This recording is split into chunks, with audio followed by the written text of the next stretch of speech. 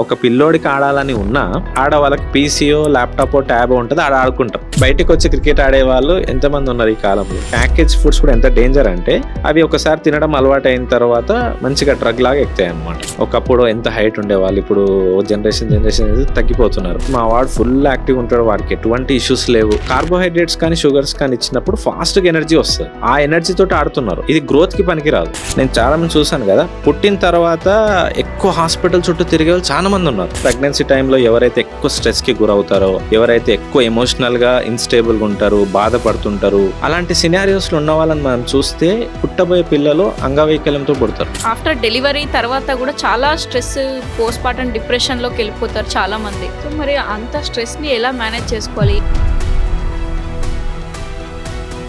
Hi Karthik గారు, ఎలా ఉన్నారు? బ్రహ్మాండంగా ma'am. Thank you very much for inviting me as a guest to your podcast. Most welcome అండి.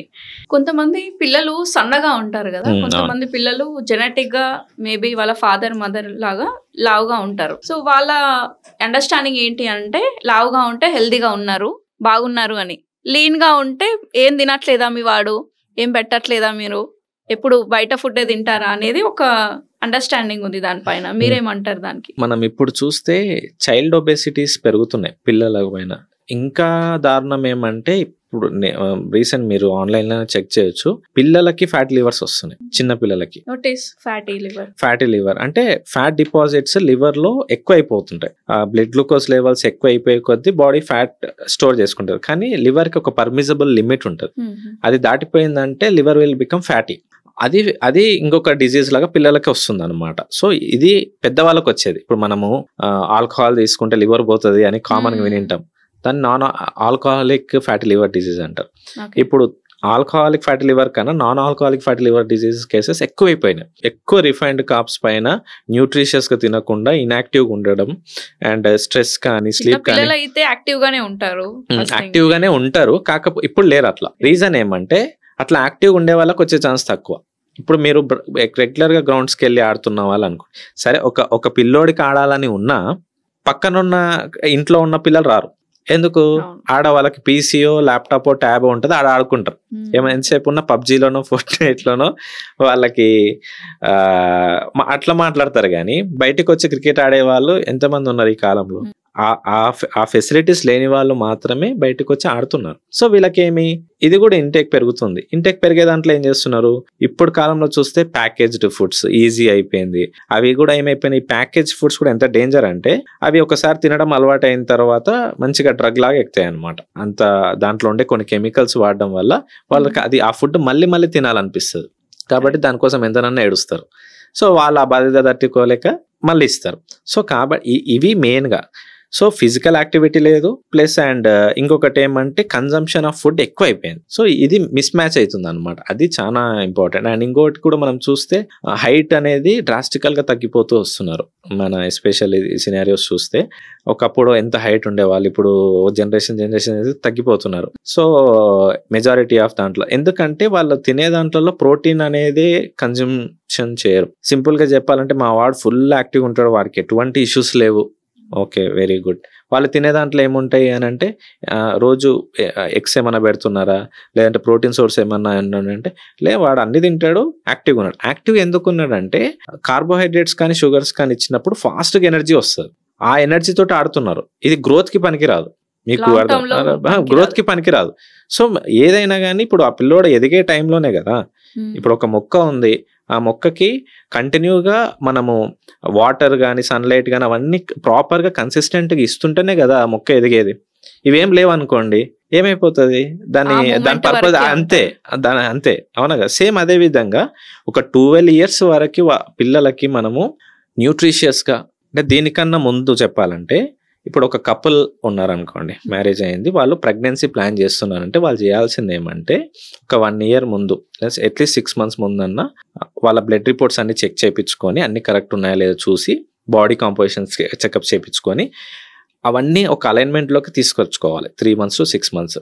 Okay, అట్లా చేసిన తర్వాత వాళ్ళు ప్రెగ్నెన్సీ ప్లాన్ చేయగలిగితే ఆరోగ్యకరమైన పిల్లల్ని వాళ్ళు ఈ ప్రపంచంలో తీసుకురావచ్చు.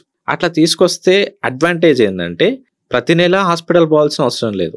అవునా కదా, నెలకి అదే చుట్టపుగా పోయినట్టు ప్రతి వారం పోతుంటారు చాలా మంది. అది ఎందుకు అని అంటే అక్కడ తప్పు జరిగింటది. అంటే పేరెంట్సే హెల్దీగా ఉండరు.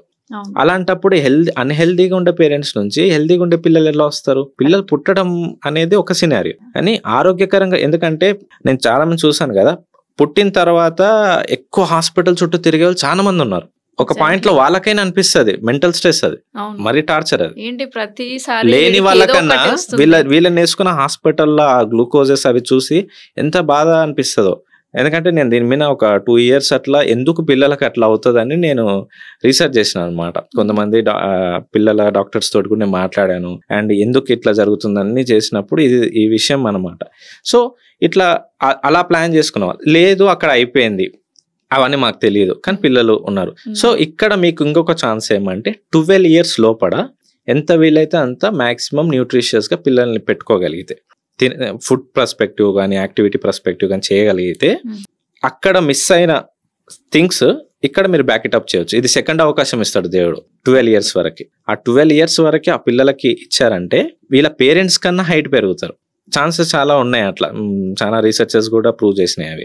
సో ఆ విధంగా అందుకనే వీళ్ళకి సెకండరీ ఛాన్స్. ఈ సెకండరీ ఛాన్స్ లో కూడా మీరు ఉత్త పిండి పదార్థాలు జంక్ ఇవి ఇచ్చారనుకోండి, అందుకని మీరు చూడండి 14 years కి 19 years కు డయాబెటిక్ రీడింగ్స్ ఎంతో మంది ఉన్నారు.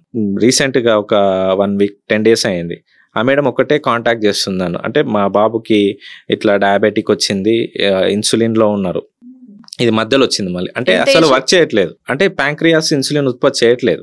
సో అక్కడ ఇంకా మధ్యలో అది కూడా స్టార్టింగ్ నుంచి లేదు ఈ ప్రాబ్లం, మధ్యలో వచ్చింది. అంటే ఇదంతా ఎక్కడ నుంచి? ఆ జీన్స్ నుంచి, లేదంటే వీళ్ళ ఉండే ఆ ప్రెగ్నెన్సీ టైంలో వీళ్ళు పడ్డ స్ట్రెస్ కానీ ఇవన్నీ ఇంపాక్ట్ చేస్తాయి పిల్లల పైన. అందుకని మనం చూస్తే ప్రెగ్నెన్సీ టైంలో ఎవరైతే ఎక్కువ స్ట్రెస్ కి గురవుతారో, ఎవరైతే ఎక్కువ ఎమోషనల్ గా ఇన్స్టేబుల్ గా ఉంటారు, బాధపడుతుంటారు, ఏదన్నా ఉండనియండి, అలాంటి సినారియోస్ లో ఉన్న వాళ్ళని మనం చూస్తే మెజారిటీ ఆఫ్ పీపుల్ లో చూస్తే పుట్టబోయే పిల్లలు అంగవైకల్యంతో పుడతారు. అంటే మెంటల్లీ రిటార్డెడ్ గానీ సరిగ్గా పుట్టరు అనమాట. అది చాలా, నేను జనరల్ కన్సల్టేషన్ చేస్తుంటా కదా, ఒకరి ఇంటికి వెళ్ళాను అనమాట. నార్మల్గా చాలా రోజులు అయింది, వెళ్ళినప్పుడు మెంటల్లీ రిటార్డెడ్ అబ్బాయి కనిపించిండు. అయిన తర్వాత జనరల్గా మాట్లాడాను. మాట్లాడిన తర్వాత మీరు ప్రెగ్నెన్సీ టైంలో ఎక్కువ ఏమన్నా ఎమోషనల్గా కానీ స్ట్రెస్కి విపరీతంగా బాధ కానీ ఇట్లాంటివి ఏమన్నా ఉన్నాయంటే చాలా ఉన్నాయి అన్నది. చాలా ఉన్నాయి అన్నప్పుడే అవుట్పుట్ అది. అంటే ఒక లైఫ్ ఎంత ఉంటుంది చెప్పండి, ఒక కిడ్ లైఫ్ ని మనం అంత చేసినట్టు తెలుసు తెలియకను. అందుకని ఆ 12 years లో ఎలా చూస్తున్నాము అది, లేదంటే ప్రెగ్నెన్సీ కన్నా ముందు మనం హెల్త్ పారామీటర్స్ అన్ని చేసుకొని ఉన్నాయి. ప్రెగ్నెన్సీ ఫేజ్ లో కూడా ఈ స్ట్రెస్ కి కానీ వాటికి కానీ అన్నీ ఉంటాయి లైఫ్ లో, కానీ పుట్టబోయే పిల్లోడు ఇంపార్టెంట్ కదా. కొన్ని రోజులు దాన్ని బ్లాక్ చేయడం బెస్ట్. ఏది మనశ్శాంతిని తగ్గించేస్తుందో పెంచుతుందో వాటి సైడ్ వెళ్ళడము, ఏది ఎక్కువ ఇంపాక్ట్ చేస్తే వాటికి దూరంగా ఉండడం. ఏమైతుంది ఒక 6-9 months కదా, దానివల్ల ఏమైతుంది ఒక నెక్స్ట్ జనరేషన్ కదా అక్కడ పుడుతున్నది, అది చాలా ఇంపాక్ట్ చేస్తుంది అండి. సో మరి అంత స్ట్రెస్ ని ఎలా మేనేజ్ చేసుకోవాలి? ఈవెన్ ప్రెగ్నెన్సీలో అయినా సరే, ఆఫ్టర్ డెలివరీ తర్వాత కూడా చాలా స్ట్రెస్, పోస్ట్ పార్టం డిప్రెషన్ లోకి వెళ్ళిపోతారు చాలా మంది. ఎందుకంటే స్లీప్లెస్ నైట్స్ ఉంటాయి, ప్రాపర్ గా డైట్ కూడా తినరు. ఎందుకంటే మేబీ పేరెంట్స్, గ్రాండ్ పేరెంట్స్ అది తినకూడదు ఇది తినకూడదు అని రెస్ట్రిక్ట్ చేస్తుంటారు. మేబీ అదొక ఇష్యూ ఉండొచ్చు. లేదు, ఫోకస్ మొత్తం ఆ న్యూ బార్న్ బేబీ పైనే ఉంటుంది, మనల్ని పట్టించుకోరు. ఆ డిప్రెషన్ ని, ఆ స్ట్రెస్ ని ఎలా తగ్గించుకోవాలి అంటే ఇక్కడ మొత్తం మన ఫిజియోలాజికల్ అంటే మెంటల్ గేమే అండి ఇది. ఏమంటే మనము దేనికోసము చేస్తున్నాము అనే దాన్ని బట్టి మనం ప్రియారిటైజ్ చేయాలి. కొంతమంది వ్యక్తులు మనకు స్ట్రెస్ కి గురిస్తారు, కొన్ని సిచ్యువేషన్స్ మనని స్ట్రెస్ కి గురవుతాం మనం. సో వాటిని ఎంత వీలైతే అంత అవాయిడ్ చేస్తూ, అందుకనే మనం చూస్తే వరల్డ్ హెల్త్ ఆర్గనైజేషన్ కూడా మనం చూస్తే 4 pillars-లలో ఈవెన్ పాజిటివ్ మెంటల్ యాటిట్యూడ్ కూడా ఇంక్లూడ్ చేయడానికి రీజన్ అది. దీనికి అంటే ఇప్పుడు ఏ రేంజ్ లో స్ట్రెస్ ఉందనేది, అందులో ఫస్ట్ 4 pillars ఏమంటే ఎక్సర్సైజ్ చేయాలి, సెకండ్ వచ్చేసి మంచి నిద్ర, సౌండ్ స్లీప్ ఉండాలి, థర్డ్ వచ్చేసి పాజిటివ్ మెంటల్ యాటిట్యూడ్ ఉండాలి, ఏ విషయమైనా పాజిటివ్ గా తీసుకోవడం, మెంటల్ హెల్త్ ఇంపార్టెంట్, ఫోర్త్ వచ్చేసి ప్రాపర్ న్యూట్రిషన్. ఈ 4 pillars అనేది చాలా ఇంపార్టెంట్. సో అక్కడ ఇంక్లూడ్ చేయడానికి కూడా రీజన్ ఏంటంటే మెంటల్ హెల్త్ కూడా మనకి ఇంపాక్ట్ చేస్తుంది. సో ఈ సినారియోస్ లో ఉంటాయి. అందుకని మనం చూస్తే మేము చిన్నగా ఉన్నప్పుడు ఆధ్యాత్మికంగా ఏదన్నా చూస్తే మా టీవీలోనో జెమినీ టీవీలోనో ఏదన్నా చూస్తే పొద్దున పూట ఒక హాఫ్ అన్ అవర్ 1 అవర్ అట్లా దేవునికి సంబంధించి ఆధ్యాత్మిక వచ్చేవి, అవునా కదా. సో అప్పుడు ఒకటి కానీ నైట్ ఒకసారి అట్లా వస్తుండేవి, అప్పుడు అంత స్ట్రెస్ లేదు. కానీ ఇప్పుడు వాటిపైనే సపరేట్ ఛానల్స్ పెట్టేశారు. అంటే మనుషులకు ఆ రేంజ్ లో స్ట్రెస్ ఉంది, ఎప్పుడు ఆన్ చేసుకుని కొంచెం ప్రశాంతతనన్నా ఉండడానికి అవకాశం ఉండాలని అలా ఉన్నాయి. ఇది ప్రాక్టికల్ గా జరుగుతుంది కదా. అన్ని ఛానల్స్ ఇంతకుముందు ఉన్నాయి లేవు కదా, ఇప్పుడు స్పిరిచువల్ 24 hours రన్ అవుతుంటాయి. మన చాలా మందికి చాలా ఉన్నాయి. అవి మన స్ట్రెస్ ని తగ్గించడం కానీ, ప్రవచనాలు కానీ, పాజిటివ్ మెంటల్ యాటిట్యూడ్. కొంతమందికి గుడికి వెళ్తే మనం మంచి ఎన్విరాన్మెంట్ ఉంటుంది. సో కాబట్టి కాసేపు వెళ్ళి కూర్చొని రావడం మనకు ఎక్కువ అట్లా ఉంది.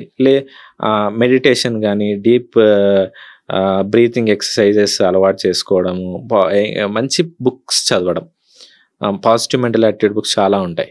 సో అలాంటి బుక్స్ చదవడం అనేది. తెలుగులో ఏమైనా రికమెండ్ చేస్తారా మీరు?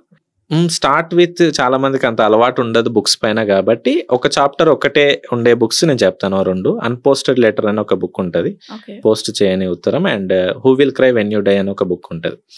ఈ బుక్స్ కున్న స్పెషాలిటీ ఏమంటే ఒక చాప్టర్ ఒకటే పేజ్ ఉంటుంది.